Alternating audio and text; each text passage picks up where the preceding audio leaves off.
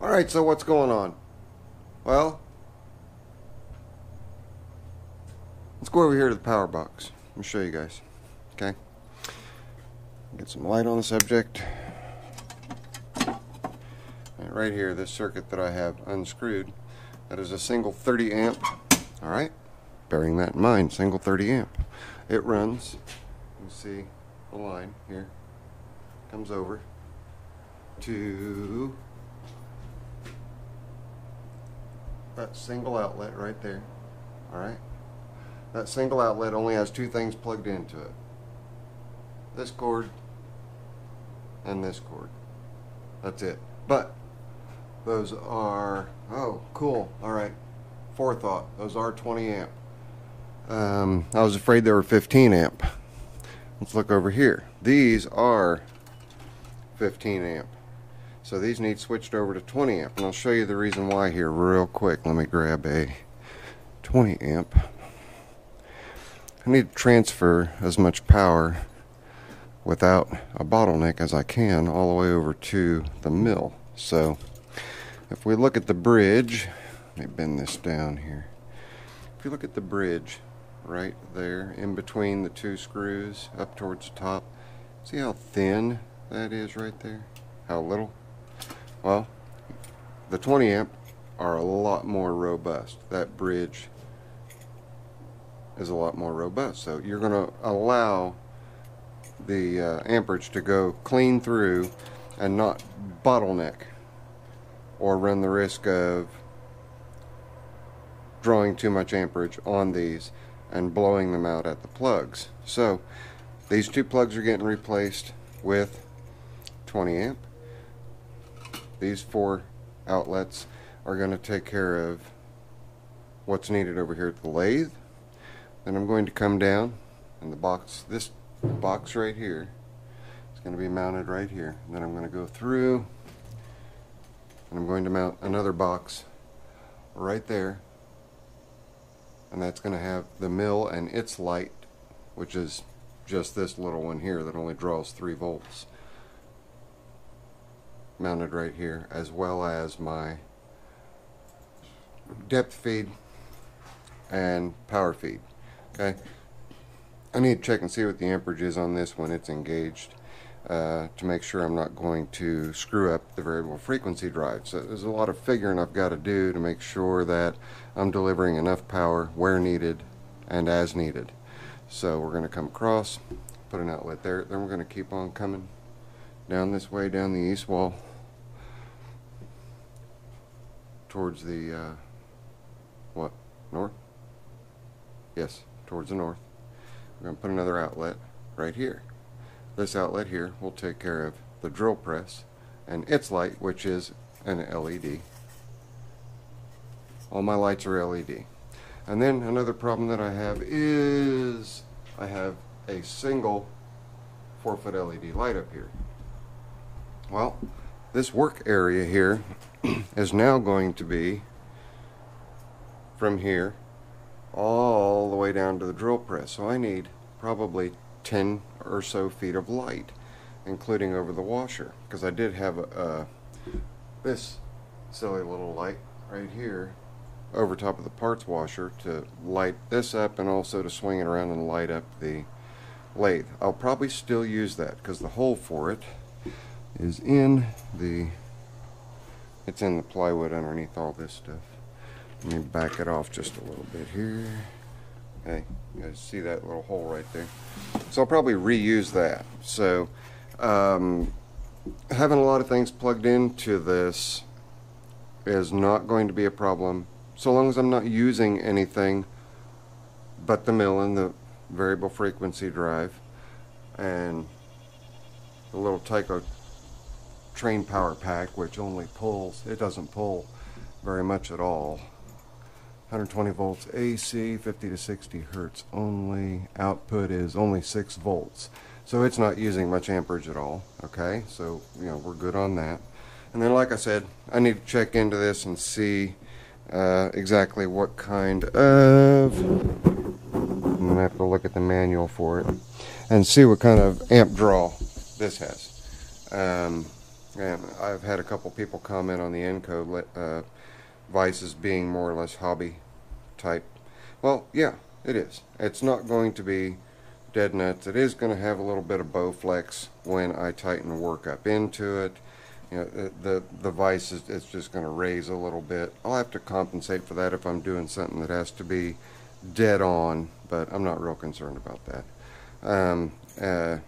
There's a gentleman out there, I forget what his YouTube channel is, but he took one of these, reground it, resurfaced everything to square everything up the way that it should be, and then went back and checked it again, and it really didn't improve things any. So we're just going to use what we have. Use what you brought. And I'm not going to go spending hundreds and hundreds of dollars on another mill vise. I'm just not that concerned about it. And then if I'm using the drill press, I obviously will not be using the mill, so there's not going to be any worries about overloading that circuit. I'll just have to make sure the VFD is switched off, and it will have its own independent on and off switch. So there we've got our 20 amps that need to get replaced in here. Plus I need to blow through the back side of that box so I can continue the wiring on down. And that's what that pile of wire right there is for. That's the same wire that I ran all the way through, which is capable of plenty. Let me see if I can find the writing on it here. We'll take a look if we can find any that's legible. It's really hard to see. Yeah, it's 12.3. The 12.3 is gonna be fine. I do have the 10, I believe it's 10.3 that Tim gave me. I'll take a look at that wire real quick. Is that 10.3? Come on. There, it's on there. Let me read it. It is... Yeah, this is 10. So if I run into a problem, I'll rewire the entire circuit with the 10. But I don't think I'm going to have a problem using the 12. I really don't. With using the VFD. If I was using the 3-phase static converter, yes, I would definitely change it. But I think I'm going to be just fine. And to cure my little 4-foot light problem, I have 3 more LED lamps that are 4 feet long. They put out 2100 lumens a piece. You can link up to 12 units on these, which is just incredible to me. And let's see what the amperage draw here is, if it shows me in a nice quick and easy manner, which it probably won't. These are 4000K, which is a cool white. That's ballpark where I like to have it, and I'm not seeing here, so it must be inside the box. That'll tell me what the draw is, but it's going to be minimal, very minimal. So I'll be getting those up. Those are going to go up, and they're just going to hang right above everything so that I've got real good light. This one is hung in just a little bit further than I think I would like, so I'm probably going to come out just a little ways and mount those and run those down there. But there we go, that's the plan. I'm going to get cracking on it. You guys don't need to sit around for it because you know exactly what I'm doing. I'll turn the camera back on as soon as I get everything all switched over and also get the new boxes installed, and you guys can critique me on how much of an idiot I am or how good a job I did. So we'll see which direction you guys decide you're going to go on your opinions in just a little bit. This is your friendly neighborhood Zippo. I know it doesn't seem like I ever take a breath, but trust me, I do. I manage to get a breath in every once in a while. Sometimes it's not real easy to chase one in, but I do get a breath in once in a while. I will catch you all in a little bit. It's your friendly neighborhood Zippo.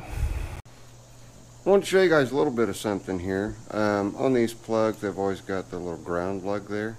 But if you look, that ground lug also connects here, goes right across the strap, and connects here. So this entire piece is a ground. So if you're grounding the box, which I am doing here,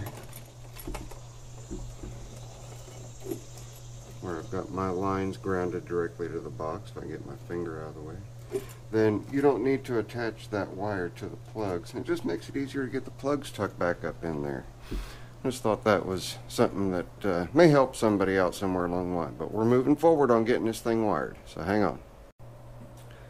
Well, I know you guys are just itching to see the wiring, aren't you? So you can critique it. But first, see this empty corner? I got the old wayward air compressor that has a hole in it. I got it out. Got everything pulled off of it. Now it's just this compact little unit right here with the motor and the compressor head. And when I find another tank, we'll build another one. I set my ultrasonic cleaner down there. I've still got a little bit of stuff here to get moved back over here, but I've got a lot more room without the air compressor sitting there. And I just wanted to show you guys that well, I've got the fuse back in, so that's promising, isn't it? Alright, since the fuse is back in, I might also show you guys. Now, this is not the permanent spot, but it's certainly a prominent spot. Get you some of that. It's right over here, and these belts, they actually go over here. I had to move them to get the air compressor out, but Mr. Warden, sir, you knocked it out of the park. I will find a good mounting spot for it so that as soon as you walk into the shop, it's going to look you right in the face. So let's come over here and take a look at the wiring. I got these two switched out for, as you can see, the light is on, so I at least got this one right. I switched these out to the 20 amp, no problems there, and then wired it to run the continuation of the wire. Ran it over, ran it over, ran it over, ran it down. Why did I run it down? Oh, well, we've got to have a circuit breaker, right? So there's our circuit breaker for the mill. Okay, got it all in there. Right now it is powered off. Nope, it's powered on. Do not have the mill hooked up yet, but then we come on down and we see that we've come back out through. Got an outlet there for the mill needs, and we scoot on down. We see more line, more line, more line, and here we have the end where it terminated, and lights are on. Everything's golden. Everything checked out really good. So got that wiring done. Now the challenge, it's not really a challenge, but these three lights, they interconnect. You just pop off, let's see, pop off the other end. Pop off the other end there, and you can connect them together using that little guy right there. And then you only have one plug-in. So that's what I'm going to do, is connect all three of those together and then string them right along here at 12-foot sections so that I've got light everywhere I need light. And then that will free up this one, and I'll find something to do with that, I'm sure. I got most of the mess cleaned up with the exception of the wood chips from boring the holes through the shelf supports there. But slow but sure, and this is the day before the Portland, Indiana Gas Engine and Tractor Show. It is Tuesday, August 21st, and I got to show you guys some pictures. We've had quite a bit of monsoon-like weather, and as a result, we have pretty much mud baths out there at the show. So I'm really hoping, and people are just stuck everywhere, I'm really hoping that things settle down and that the water absorbs into the ground and that we are able to get out to the show tomorrow. But if not, I don't know if there's going to be anybody at our display or not. If there is, they will know whether or not I am on the grounds. So just get with them and they will let you know if I am there. I don't want to go out in the mud. I mean, it's a nightmare. But I may just show up in the nightmare anyway, because there's a lot of people I know that we're going to show up on Wednesday to show up tomorrow. So Zippo will do his very best to see about getting out there, providing I can get on the grounds and not get stuck with old Blue. It is 10 till 5, so these lights are just going to have to sit right here and wait. And you guys want to see how bright those are? Let me lay them out on the ground and connect all of them so you can see how they connect, and I'll turn them on. Then you guys can see what they look like. So give me a second to do that. Alright, are you ready? That's 12 feet of light. Let's get some perspective. That's 12 feet of light with a single plug-in. Let's go ahead and turn it. Flip switch.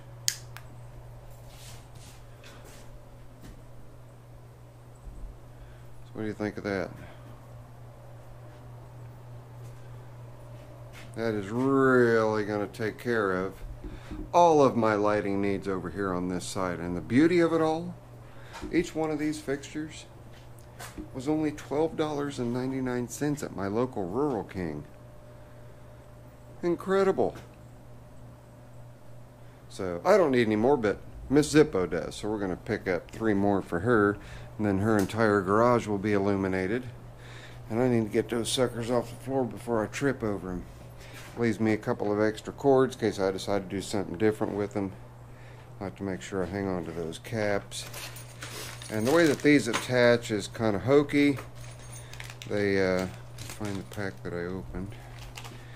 Just a second. Sorry. These little guys, they clip onto the back side. So I want to hang them from a chain. So I'm going to have to devise a little something to maybe a nail and bend a loop in the nail so I can hang them by a chain. But they're going to have to be pretty secure because these connections are a little on the floppy side. We may end up just grabbing a 12-foot board and mounting them to a 12-foot board and then suspending that 12-foot board. So, but we'll see. We'll see what happens. But there you go. There is Zippo's wiring. All done, and like I said in the earlier part of this video, this line is standalone. Right now there is absolutely nothing on that line that is using electricity except for that light.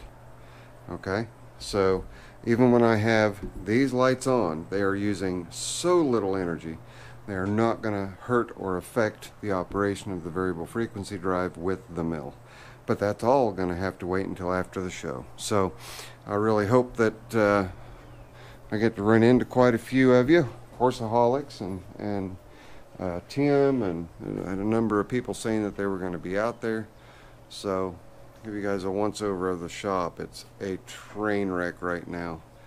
I have one more tractor to go clean up. I decided I'm going to go ahead and take 2 up there in case Miss Zippo wants to ride along instead of being in the trailer. That's something else I have to do, is dig the trailer out, or yard cart, because the yard cart is back behind all of this stuff.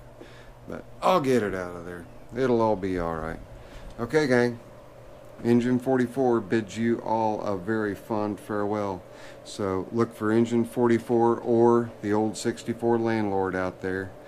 And the weather's supposed to be decent enough, so there's a good possibility you'll spot us wearing our Klug mechanics shirts, the black with the blue stripe mechanic shirts. There is definitely that possibility. Alright, give me a big old thumbs up for the update on what's going on here in the shop.